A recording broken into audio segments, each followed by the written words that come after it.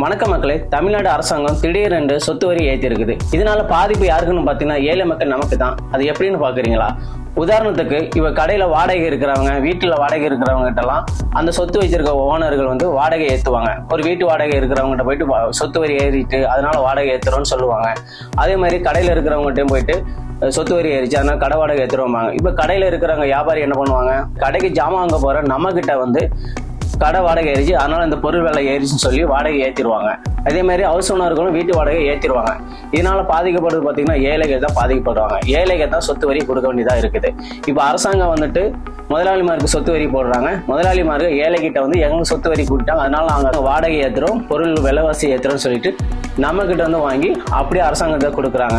போன திமுக ஆட்சியிலும் இதே மாதிரி ஒரு 2-3 மாசம் கழிச்சு அவங்களும் சொத்து வரி ஏத்துனாங்க. அப்போ சொத்து வரி ஏற்றும் போது வீட்டு வாடகை எல்லாம் ஏத்துனாங்க. அவர் சொன்னாங்க எங்களுக்கு சொத்து வரி கூட்டிட்டாங்க அதனால வீட்டு வாடகை எல்லாம் ஏத்துறோம்னு சொல்லிட்டு 12,000 ரூபாய் இருந்த டபுள் பெட்ரூம் வீடெல்லாம் 18,000, 7,000, 8,000 இருந்த சிங்கிள் பெட்ரூம் 12,000, 15,000 மாத்தினாங்க. அதுக்கப்புறம் ட்ரிபிள் பெட்ரூம் 25,000 இருந்த ட்ரிபிள் பெட்ரூம் 35,000, 45,000 மாட்டாங்க.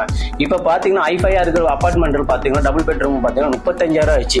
ஐஃபையான ஒரு மாதிரி நல்ல பிளாட் எல்லாம் இருந்த ட்ரிபிள் பெட்ரூம் எல்லாம் 65,000 வாடகை கொடுக்குறாங்க. அதே மாதிரி டபுள் பெட்ரூம் வாடகை பாத்தீங்கன்னா 18,000 35,000 வரைக்கும் வாடகை ஏத்துறாங்க. இதெல்லாம் ரொம்ப அநியாயமா இருக்கு. அரசாங்கம் ஏத்துறது கொஞ்சம் வரியா இருந்தாலும் ஆனா அந்த ஹவுஸ் ஓனருக்கு சொத்து வச்சிருக்கவங்க அது பேருன்னு அதுல வாடகை இருக்கிறவங்க மக்கள்கிட்ட அதிகமா கொள்ளையடிக்கிறாங்க, சொத்து வரி போடுறாங்க.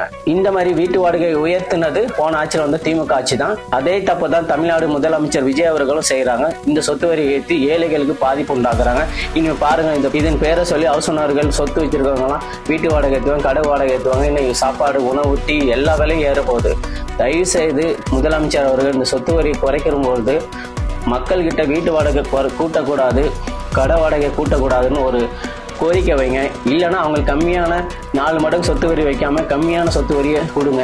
மக்கள்கிட்ட நீங்க சொத்து வரியை வாங்கி மக்களுக்கு நலத்திட்ட உதவி செய்யறது இருந்தா தயவு செய்து அந்த மாதிரி நலத்திட்ட உதவி தேவையில்லை. தயவு செய்து தமிழ்நாடு முதலமைச்சர் கொஞ்சம் யோசிச்சு இந்த சொத்து வரியை குறைக்கும்படி கேட்டுக்கொள்கிறோம்.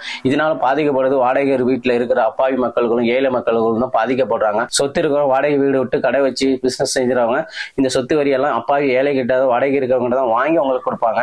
அதை கொஞ்சம் யோசிச்சு கொஞ்சம் இந்த வரிகளை குறைச்சிங்கன்னா நல்லா இருக்கும்னு தமிழ்நாடு முதலமைச்சருக்கு தயவா கேட்டுக்கொள்கிறேன்.